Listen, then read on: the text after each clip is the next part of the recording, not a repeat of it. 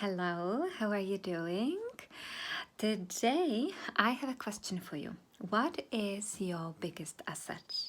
What is the most important thing about you in your life?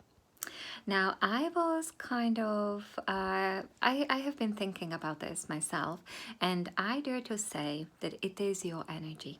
Yes, it is your energy. It is not necessarily how tired, or upbeat you feel, but you have loads of energy to run around, but it's more the energy, the frequency you transmit into the world. It's the vibration. It's that energy which kind of surrounds you. And that, in my opinion, is the most important thing in your life. And I tell you why. Because it's your energy, it's your frequency, it's your vibration, which manifests, right? Which attracts the right people, the right circumstances, the right opportunities, and basically, which attracts and magnetizes things into your life. And I believe that it's also your energy which determines how you perceive life around you. And so now, as I was reflecting on this, and kind of, I love to run experiments and then kind of journal about it, think about it, reflect about it, I really realized that there are 5 fields, at least in my case, which I notice really influence drastically my energy, my vibration, and how I basically feel day to day. First is food. Yeah, so there is, I suppose, no surprise because we are really what we eat. Okay, every cell of our body has that energy from food we eat. And so when we feed that food, when we eat that food, that's how we feel. We feel numb and lethargic. When we feel alive food, we just buzz with energy, right? Our vibration immediately dials up a notch. And so it's definitely food.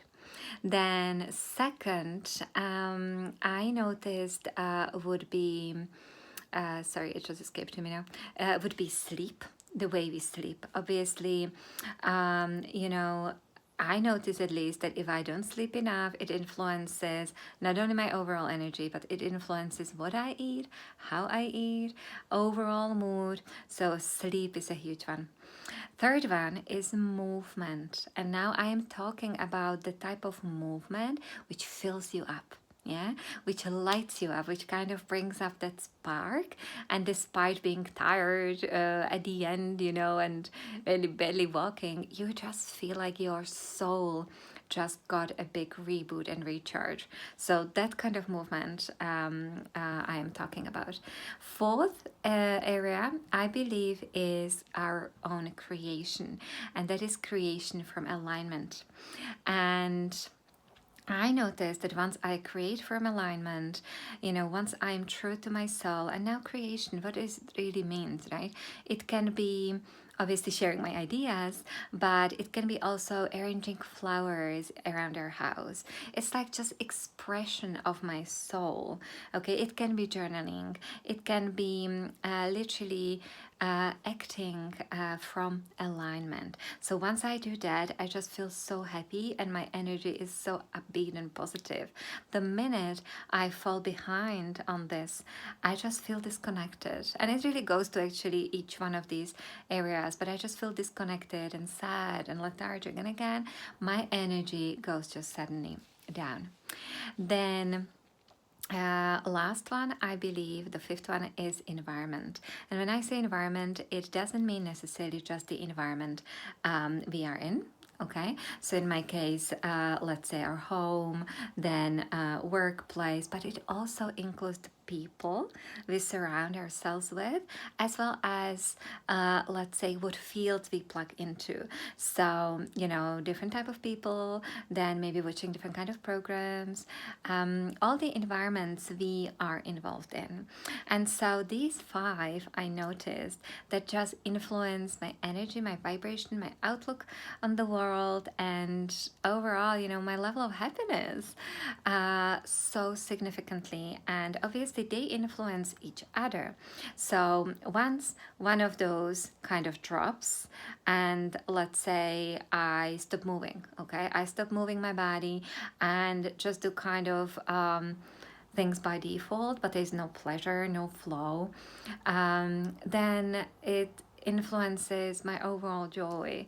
It influences how well connected I am to myself. And basically, it can be told about each area. And so I think that it is so groundbreaking because we often feel unmet in life and sad on some level and like lost only because we neglect ourselves in each one of these areas. And I just think that each one of us has this power to really live a beautiful and happy and magical life. All we need to do is to honor ourselves in sleep, in food, in movement, in creation, and in our environment. And honestly, I am going to actually make videos about each one of them, what is my experience with each one of them, and what I have learned.